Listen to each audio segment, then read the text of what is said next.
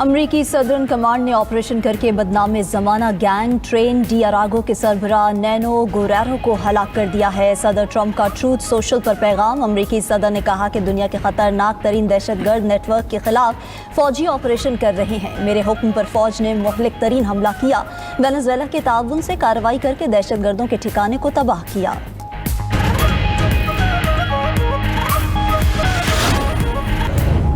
امریکی صدر کا آج ایران امن معاہدے پر دستخط کرنے کا اعلان۔ ڈونلڈ ٹرمپ کہتے ہیں ایران اب جوہری ہتھیار نہیں چاہتے، نہ ہی حاصل کر سکیں گے۔ ایران کے ساتھ ہمارا تعلق اب پہلے سے مختلف اور بہتر ہوگا۔ جب سکون ہو جائے گا تو مناسب وقت پر جا کر افزودہ یورینیم نکالیں گے اور پہاڑوں میں دفن کر دیں گے۔ ٹرمپ نے واضح کیا کہ ایران کو معاہدے کے بدلے کوئی پیسہ نہیں ملے گا۔ ہم اوباما کی طرح ایران کو اربوں ڈالر نہیں دے رہے۔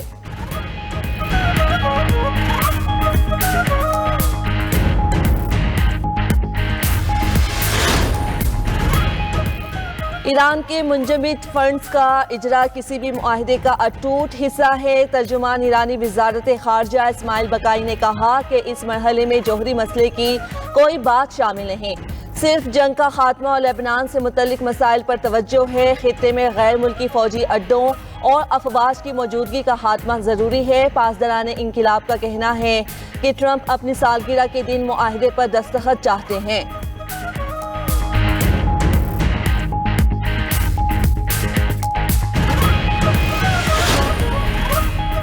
امریکہ اور ایران امن معاہدے کے قریب پہنچ چکے۔ وزیر اعظم شہباز شریف کا ایکس پر پیغام۔ امریکی صدر ٹرمپ نے بھی پیغام ری ٹویٹ کر دیا۔ وزیر اعظم نے لکھا کہ پاکستان معاہدے پر الیکٹرانک دستخط کی تیاری کر رہا ہے۔ معاہدے کے بعد اگلے ہفتے سے تکنیکی سطح کے مذاکرات شروع ہوں گے۔ ہمیں یقین ہے کہ یہ تاریخی امن معاہدہ دیر پا امن کی مضبوط بنیاد ثابت ہوگا۔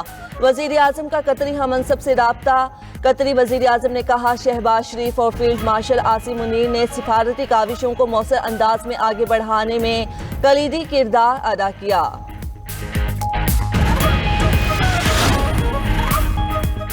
وفاقی وزراء نے اگلے مالی سال کے بجٹ کو عوام دوست قرار دے دیا۔ وزیر خزانہ محمد اورنگزیب کی پوسٹ بجٹ پریس بریفنگ۔ کہا کہ ملکی معیشت درست سمت میں گامزن ہے۔ حکومت نے متفقہ طور پر سپر ٹیکس ختم کیا۔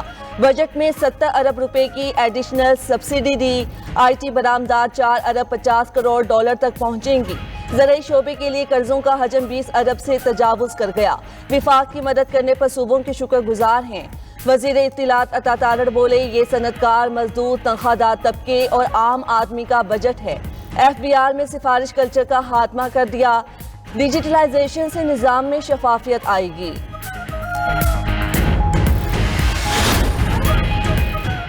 اسرائیل کی لبنان میں جنگ بندی کی خلاف ورزیاں جاری۔ نبطیہ اور سور پر بمباری سے میئر سمیت 4 لبنانی شہید۔ دیر الزہرانی میں رہائشی عمارت پر فضائی حملے میں 2 افراد جاں بحق ہو گئے۔ صہیونی فورسز کا ایک ہفتے کے دوران 7 حزب اللہ جنگجوؤں کو شہید کرنے کا دعویٰ۔ حزب اللہ کی بھی جوابی کارروائی۔ ابابیل ڈرونز اور میزائلوں سے اسرائیلی فوجی ٹھکانوں کو نشانہ بنایا۔ دوسری جانب غزہ میں بھی تازہ کارروائیوں کے دوران 3 فلسطینی شہید اور 4 زخمی ہو گئے۔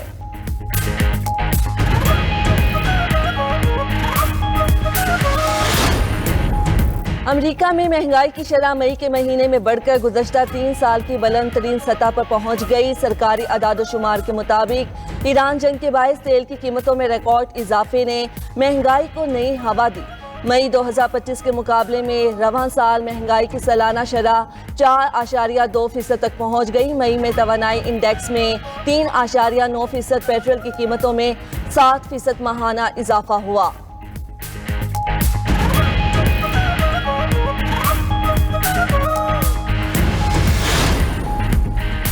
سوئٹزرلینڈ میں آبادی 1 کروڑ تک محدود کرنے کے لیے آج ریفرینڈم ہوگا۔ سوئس عوام ملک کی مستقل آبادی کی حد مقرر کرنے کا تاریخی فیصلہ کریں گے۔ سوئٹزرلینڈ کی آبادی 2002 میں 73 لاکھ تھی، اب 91 لاکھ ہو چکی۔ حالیہ عوامی سروے کے مطابق ریفرینڈم کے نتائج انتہائی سخت ہوں گے۔ 52% مخالف جبکہ 45% حامی ہیں۔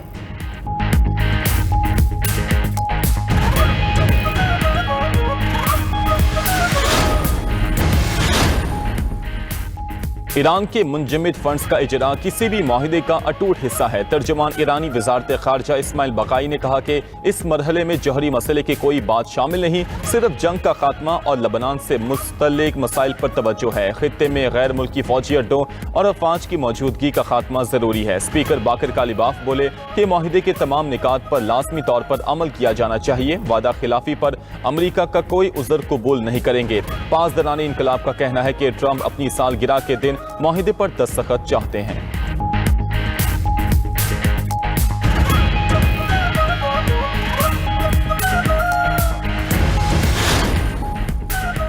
اسرائیل جنگ بندی کے باوجود باز نہ آیا، جنوبی لبنان پر شدید حملے جاری، مختلف علاقوں میں بمباری کر کے 6 افراد کو شہید کر دیا۔ رہائشی عمارت پر حملے میں 4 افراد جاں بحق، پوری عمارتیں تباہ ہو گئیں۔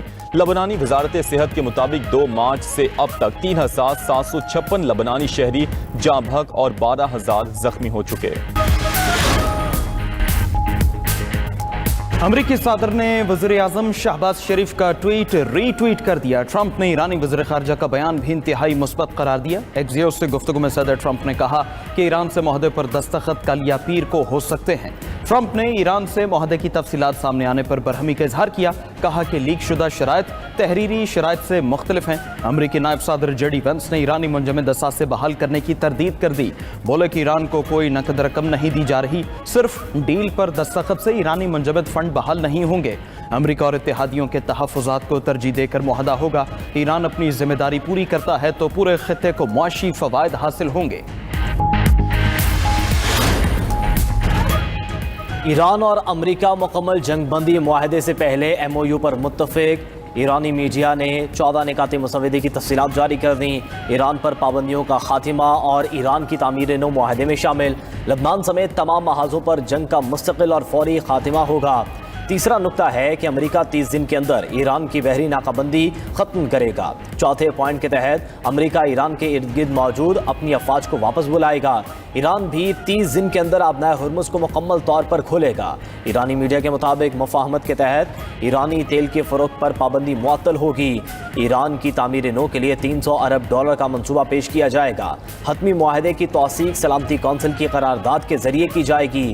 ایم او یو کے بعد حتمی معاہدہ صرف افزودہ مواد اور افزودگی سے متعلق فیصلے کے بعد ہوگا۔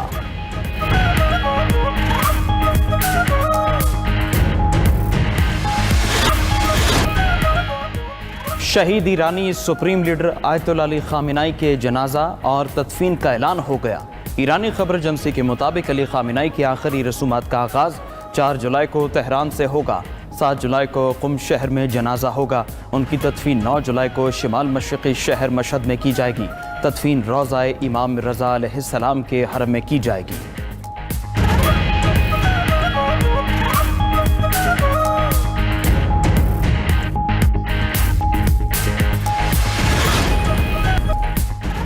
خیبر پختونخوا میں گلیشیئر جھیلوں کے پھٹنے اور سیلابی صورتحال کا خطرہ، الرٹ جاری۔ اپر اور لوئر چترال، اپر اور لوئر دیر، سوات، اپر اور لوئر کوہستان اور مانسہرہ کے ڈپٹی کمشنرز کو مراسلہ لکھا کہ شدید گرمی، بارشوں کے ساتھ پانی کے بہاؤ میں اضافے سے گلوف اور فلیش فلڈز کا خطرہ بڑھ گیا ہے۔ سیاح اور دیگر مسافر غیر ضروری سفر سے اجتناب کریں۔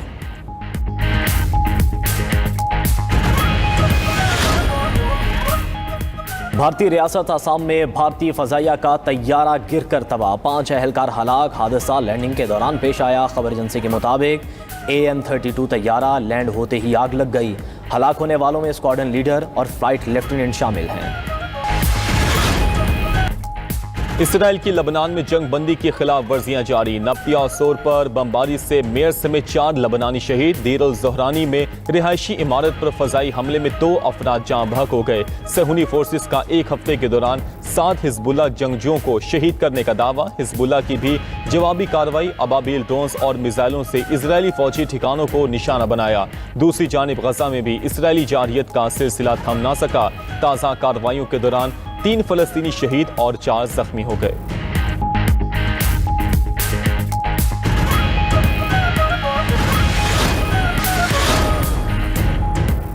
روس اور یوکرین کے درمیان جاری جنگی کارروائی میں تیزی آ گئی۔ روسی وزارت دفاع نے ایک ہی ہفتے میں خارکوف اور ڈونیٹسک کے مزید 5 علاقوں پر قبضے کا دعویٰ کیا۔